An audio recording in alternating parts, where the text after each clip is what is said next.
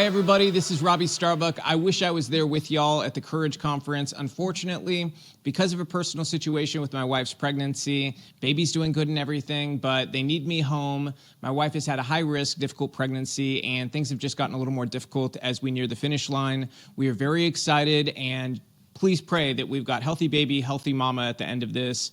We are very hopeful and everything's looking good, but I need to be here for my family during this, and I'm sure everybody understands that, but I was really looking forward to the Courage Conference. And I hope everybody will give a big round of applause to everybody who was a part of setting this up, because conferences like this are critical in the times that we're in right now. You were made for a time such as this. All of us were. We've been prepared. God has given each of us gifts for this moment in time. And in preparation for this conference, when I thought I was going to be there, I looked up the dictionary definition of courage. I thought it was important that I knew that definition and that I could sort of weave it into this and why it's so important. And so the dictionary definition talks about a state of mind. It says that courage is a state of mind within each of us that we overcome fear and every obstacle essentially to do what we know is right. That's essentially the dictionary definition. And I thought, we all do that in very different ways. There's not one way to be courageous. And my call today is to ask you to find your way to be courageous in ways that you have not been in the past. Look at yourself in the mirror. Be really intellectually honest with yourself about the ways that you've challenged yourself, or maybe those inner thoughts where you've worried about maybe losing a friend or maybe losing business over taking a certain stand that others might not agree with, but that deep down is right. I did something like that once, so I'm not asking you to do something I wouldn't do myself. You see, when I started out, I was a director and producer in Hollywood. I directed and produced some of the biggest stars in the world, Oscar-winning actresses, Oscar-winning actors, and I walked away from all of that by coming out and publicly stating my conservative stances. But it was worth it. I can tell you right now, it wasn't easy. I was giving up a career where I knew I could make great money for a very long time. But to do that, I would have had to betray my own integrity. I would have had to continue to be silent about my politics in a time where I know it poses a threat to the future of my children and grandchildren. I couldn't do that. And I hope every one of you will leave here today and look in the mirror and examine your own life and what you're willing and not willing to do. Recently, you may have heard my name in the news because I've been spearheading an effort to hold companies accountable who have adopted what is the Trojan horse for left-wing politics, DEI. For those of you who are not familiar, I'm not sure how, but maybe there's some of you in here who are not familiar with the term DEI. It stands for diversity, equity, and inclusion. In reality, it means none of those things. Well, with the exception of equity, which I'll get to in a moment. Diversity doesn't actually look like diversity in the corporate landscape, though. There's no diversity of thought. Diversity is really a way of saying anti-white. That's what it's become in the workplace. I say this as somebody who myself, I am Latino. I would benefit from DEI policies. My children would benefit from these policies because they would be given an artificial leg up through what is called equity. Equity seeks to take from others to lift others up, in theory. What does that sound like? Communism. It is the enemy of excellence. You see, my kids, they might be able to check a box that says Latino, but I don't want my kids wondering when they're adults one day if they got their job because they were able to fill a quota for somebody who decided that arbitrarily they needed X number of Latinos to be employed. I want my kids to know that they got their job based on merit because they were the best at what they did. If we want to live in that world, this is a monster we have to stand up to. And yes, at times it will take courage because the truth is there are some very powerful forces at work. When you look at the political landscape of what DEI is, what it has become, you understand that it is intrinsically entrenched in the Democratic Party. It's up to us to stop this beast in its tracks, though, because DEI is the brain of the woke mind virus.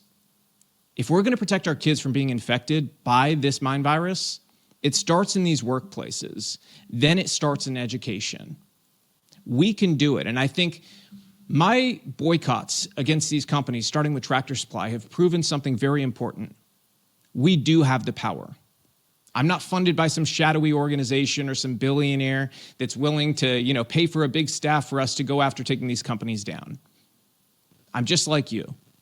In fact, it's people like you who follow me on social media who have been a big reason why we forced Tractor Supply, John Deere, Polaris, Indian Motorcycle, and now Harley-Davidson to change their DEI policies. We have eliminated wokeness in at least some of those companies entirely.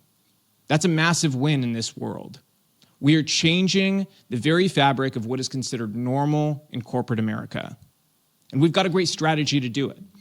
Our side deserves the dedication and tactical analysis that the left brings to issues and has brought to them for a very long time in order to win.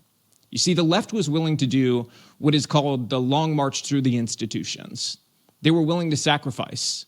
They were willing to, sort of lay in wait at all of these big institutions, whether they be public or part of the government or private companies.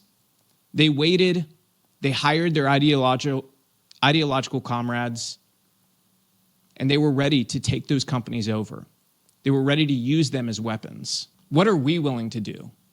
That's the question we all have to ask ourselves. I'm willing to do whatever it takes to save our kids and the next generation. And if you're willing to do the same thing, again, we go back to where we started here. You need to have that look in the mirror today. When you go home, nobody else is around, examine the ways that you have not had courage. I'd love to give you an inspirational speech about how courageous every one of you are. But the truth is, there's going to be other people to do that today. I want you guys to look at the ways you are not courageous. I want you to challenge yourselves to be courageous in those ways that you previously were not courageous. That's what I've done in my own life. I was silent for too long when I was in Hollywood. And in 2015, when I came out, after seeing the change I was able to effect from then to now, I know I should have done it sooner. Don't make those mistakes of waiting too long.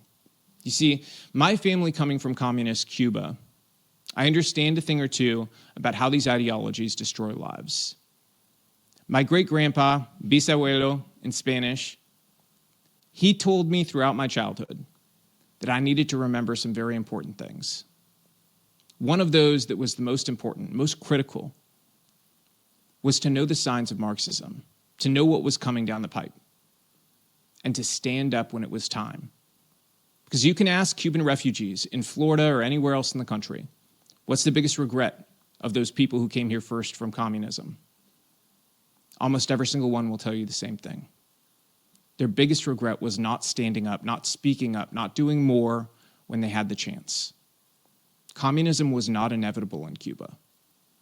It could have been stopped.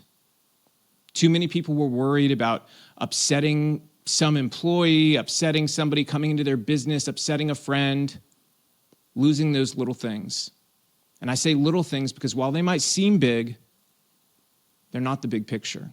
In the end, those people who were afraid of losing a friend or a customer, they lost everything they ever worked for. They lost their businesses, their homes, their cars, their clothes.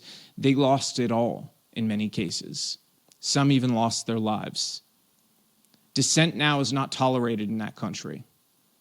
DEI and the ideology that underpins it is the ideology that killed Cuba. It killed freedom in that country, maybe for good. I hope that one day we will see a resurgence of freedom in Cuba. We will see the people rise up against the people who essentially have operated as dictatorial tyrants ever since the time they consolidated power. Don't be fooled by the media. Don't be fooled by a party that pretends they're not communist. Remember, Fidel Castro also pretended not to be a communist until he had consolidated enough power to be open about his ideology. It is time for all of us to do everything we can to stand up, to be courageous, to make sure we leave nothing on the battlefield, because this time, our kids are depending on us. You know, Ronald Reagan used to tell a story, and in that story, it was about a Cuban refugee who was talking to two American businessmen. And the two businessmen are talking about what that Cuban refugee went through, and they said, "We're so lucky." The Cuban refugee started to laugh. The businessmen were very confused. Why was he laughing? They said, "What are you laughing about?" He said, "You're not the lucky ones. I am. I had somewhere to go. You don't." That's the truth. People who have escaped communism up until now had somewhere to run to. Our kids don't. Our grandkids don't. America is the last stand. So if we don't stand up, we don't use our voices, we don't redouble our efforts to do everything we can, to be courageous, to stop this monster that our kids face, it's going to be on us. History will write us down as the cowards that we acted as. Or they'll write down that we were courageous. They'll write down that each of us did everything that we possibly could to stop this beast, and we did it. We stopped it, and we were able to save this country, save what our founders created. This experiment did not end. In fact, it went through a period where it proved itself as more than an experiment. It proved itself as the greatest possible way to run a nation. But that's on us. The promise our founders hoped we would find in this country is going to be dictated by the actions we take. You can no longer hide behind you're one person who can't make a difference. What we've done with these campaigns against these major corporate behemoths, we're talking about companies worth over $100 billion, is proof that one person can make a difference. You can make a difference.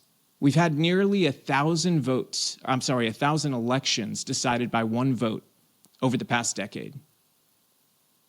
I want you to think about that. One vote. And then I want you to think about the fact that each state that is examining how many illegal immigrants have voted in their state are finding thousands of illegal immigrants have voted in these elections. How many of those elections decided by one vote or a tie were decided by the vote of an illegal immigrant? Could have been decided by an American who's just decided they're one person with one vote, they don't make a difference. You do make a difference. And I know because you're here today, you want to make a difference. That's why I'm challenging you, because you are the warriors that God put in this moment for a reason. So I'm asking you to stand up, to proudly put on the armor of God, to be ready to battle on any field that you feel you are ready to battle on. This is a war of ideas. It's also a war of good and evil. One of the wonderful things about the time we're living in is that people are coming to God in the most incredible ways. I have friends, people I know who have been atheists, who didn't believe that God was acting in their life, but witnessing the past few years of insanity from the far left in our country have disabused them of the notion that there is not a God here. Because the war of good and evil has never been more clear. We can all see it, we all experience it, and we all have a role to play in defeating evil. I hope that each and every one of you thinks about just how lucky we are to be Americans. You see, I often think about it from this vantage point. I was lucky to be born here in America. My mom, my grandparents, my great-grandparents, they did the hard stuff. They had to live through communism. They had to wait years to come here legally, which should be all you need to know about the problem with illegal immigration. If people like my family could wait legally to come to this country under threat of jail or death from communist thugs, then certainly people from Central America and Mexico now can wait in an orderly line and be processed as we have our own, which we have none at this point. We've let far too many people in. But we all have a role to play in fixing this. And you see, from that vantage point of knowing I was born here in America, I think to myself, how could life have been different? And the truth is, had I been born in Cuba, my life would be very different today. In fact, not only would I not have my kids or my wife or any number of things, I wouldn't be alive right now. In all likelihood, I'd be dead or in prison. Because you see, I just wasn't set up as a type of person who complies with tyrants. So if you have that spirit in you, now's the time we need you. You have never been more needed. Maybe we won't be celebrated by history. Maybe people won't remember our names. But that's not what it's about. The person who will remember your name, the great book you will be written down in, is the most important one of all. Because God knows every choice we make. And at the end of all of this, if nobody remembers who we are, that's fine. God remembers. God will remember the actions you take during this time. good and bad. So be courageous. Think about what it's going to be like in that moment when you have to face him. Did you do everything you could to save this country for our kids? Did you act wisely? Did you rely on the guidance of God? Did you try to share wisdom with the people around you? Think about these hard questions. Challenge yourself to be better, be the best. That's ultimately the enemy of the ideology we face that poses such a threat to our kids. It doesn't believe in excellence. It seeks to strip that from us. The American exceptionalism that made this country what it is, that sent men to space, is what they seek to strip from us. So if you still believe in greatness, if you still believe that it is worth excelling and trying to be the best at everything you do, if you still believe in the promise that our founders saw in this country and in the potential of every single one of you, then now is the time to be courageous. I wish I was with you all today to shake each of your hands. Not being there, I just want to tell you all, you are the people who have the power to change the future. Don't waste it.